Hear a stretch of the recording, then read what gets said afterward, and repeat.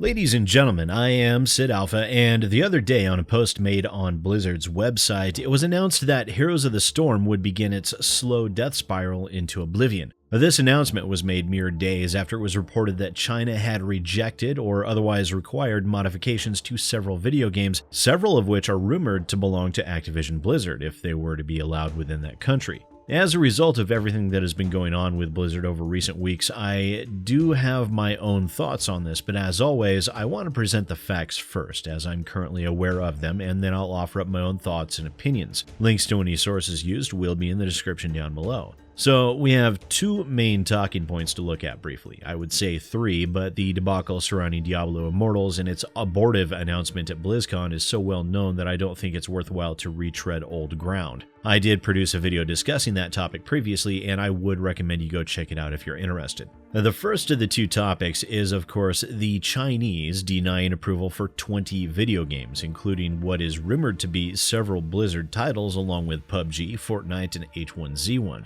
The South China Morning Post confirms for us that the Chinese Game Ethics Committee, under the guidance of the Communist Party's propaganda department, had reviewed a total of 20 games. 11 of those games were requested to be revamped in order to, quote, eliminate moral hazard, while the remaining 9 were denied outright.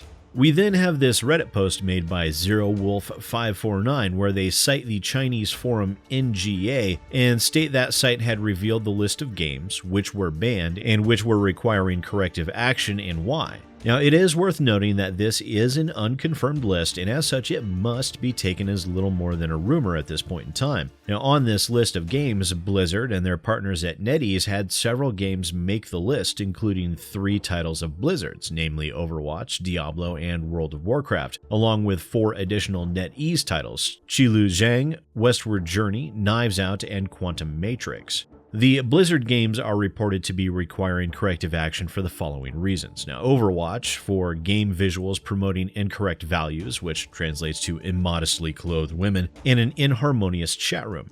Diablo was a little more interesting, being hit again with inharmonious chat, and game missions include fraud. Then World of Warcraft was hit with overly revealing female characters and inharmonious chat room. Now again, I want to point out that this list of games and the reasons why corrective action was reportedly needed in China have not been confirmed to my knowledge. Now, the second aspect of this topic surrounds the Heroes of the Storm announcement itself, in which Blizzard stated they were taking some of their developers off of Heroes of the Storm and put them on other projects and other teams. Now, in addition to that, Blizzard stated that the cadence of content within Heroes of the Storm would change, which means it will be reduced as the team has been scaled down significantly. And Blizzard, as a result of this decision, are also canceling the Heroes Global Championship and Heroes of the Dorm, essentially shutting down the esports aspect of the game.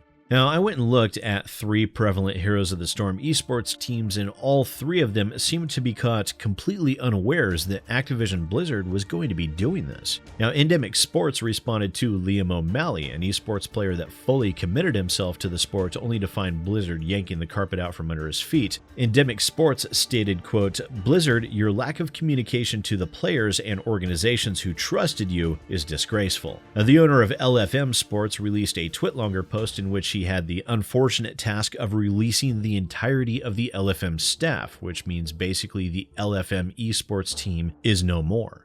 Team Freedom also announced that due to this, Team Freedom was going to be on hiatus and that the owner, Nick Watanason, my apologies, I don't actually know how to pronounce that, would be having the team's manager take the reins of the team. So that is the information that I'm currently working with, and this news, all of it, is both saddening and frustrating to see. Now, my thoughts on this is that this was very much an Activision decision more than it was Blizzard's. It shows us yet once more that the direction being taken for Blizzard Entertainment is the mentality of your standard AAA company. You see, for every AAA out there, there's no such thing as creating a good product and profiting off of that product. For the AAA games industry, it is all about maximizing profits no matter what is sacrificed along the way, and we see the results of that rampant greed and the ever-present need to maintain maximum profitability even if it comes at the expense of the game. Battlefield V or 5 or whatever and Fallout 76 are the purest examples of this that I can think of in 2018, along with Blizzard's obvious thirst for the mobile games market.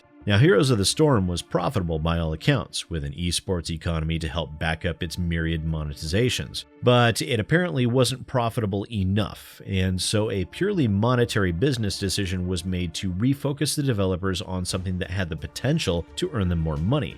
Perhaps they needed extra hands to refactor their games to be able to be approved in the Chinese market. Perhaps they needed to redesign their upcoming games to also be able to be available there. Now, make no mistake, the Chinese market is not a small one. There is a great deal of money to be made there, and the AAA companies smell the yen in the air. But the problem here is that Blizzard actively promotes its esports economies around its games, and those esports leagues employ literally hundreds of people, not just the esports players themselves, but the managers, the casters, cameramen, technicians, announcers. A whole plethora of people are involved. It's no small thing, and these people were caught completely unawares by Blizzard's decision.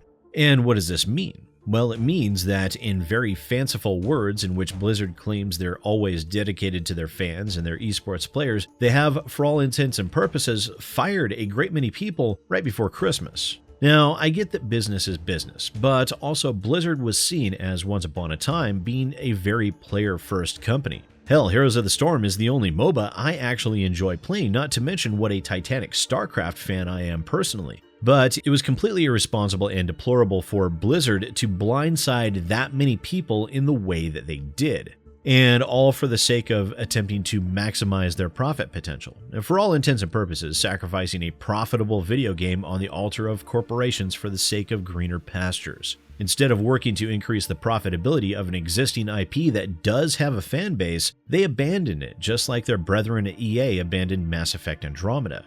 But as always, please do let me know what you think down in the comments below. And thank you so much for watching. Once again, ladies and gentlemen, I am SidAlpha, and I'll see you next time.